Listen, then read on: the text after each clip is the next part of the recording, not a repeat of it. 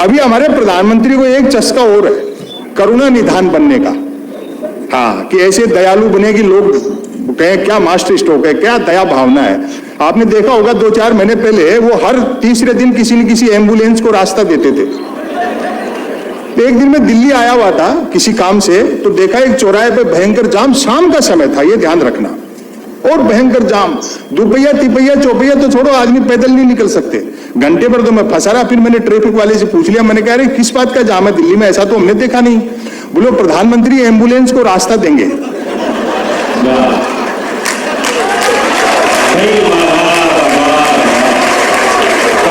मजा तो अगली बात का लेना। मैंने कहा शाम हो गई, प्रधानमंत्री नहीं आए। बोले वो तो सुबह से खड़े, एम्बुलेंस नहीं आ रही।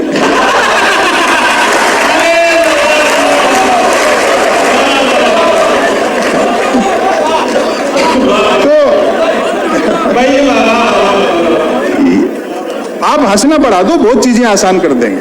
हाँ, अब रचना सुनाता हूं मैं आपको जी। इसके शीर्षक पे आप आशीर्वाद दे देंगे। मन की बात।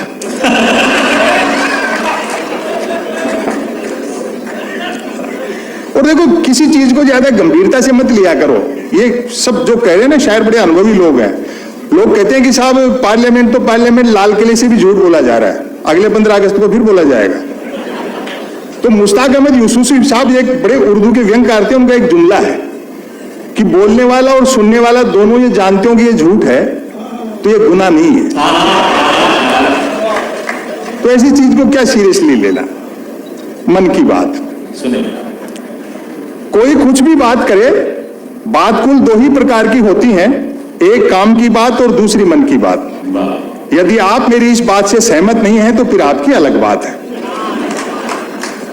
यूं तो बात काम की हो या मन की होती, दोनों बात ही हैं, लेकिन दोनों में बेसिक डिफरेंस ये होता है कि काम की बात में मन नहीं होता और मन की बात में काम।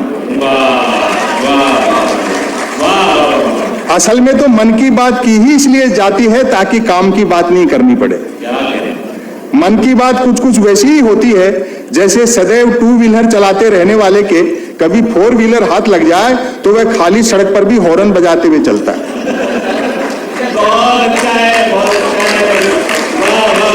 मन की बात एक तरफा होती है जैसे देवता वगैरह मूड आने पर आकाशवाणी कर दिया करते थे। मन की बात एक प्रकार का मौखिक प्रसाद होती है जिसे पाने के लिए भक्तों को हाथों के बजाय कान फैलाने होते हैं। मन की बात बिना विषय की होती है क्योंकि वह मन की बात होती है। यदि भूले भटके मन की बात किसी विषय पर आ भी जाए तो भी कोई माई का लाल अंत तक नहीं पकड़ सकता कि मन की बात आखिर हो किस विषय पर रही। काम की बात अपने काम से काम रखती है, जबकि मन की बात का प्रचार करना पड़ता है कि फलां तारीख को इतने बजकर इतने मिनट पर मन की बात होगी। पता लगते ही मन की बात को ही काम की बात मानने वाले उछल पड़ते हैं कि वाह मजा आ गया, फलां तारीख को इतने बजकर इतने मिनट पर काम की बात होगी। काम की बात सुनी न जाए तो अच्छी खासी काम की बात भी मन की बात होकर रह जाती है, जबकि मन की बात को सुनने वाले मिल जाएं तो बात पूरी मन की बात होने के बावजूद बड़े काम की बात हो जाती है। और व्यंग अब संभालना आप। वैसे पवन खेड़ा साहब, वैसे सुनने वाले न मिले तो मन की बात दीवारों से भी की जा सकती है, क्योंकि मन की बात करने वाले ने सुन रखा होता है कि दीवारों के भी कान होते हैं।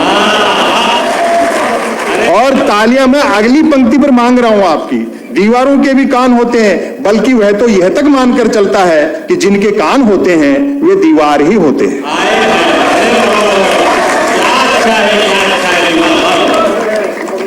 मन की बात अक्सर शुरू यहां से होती है, भाइयों और बहनों।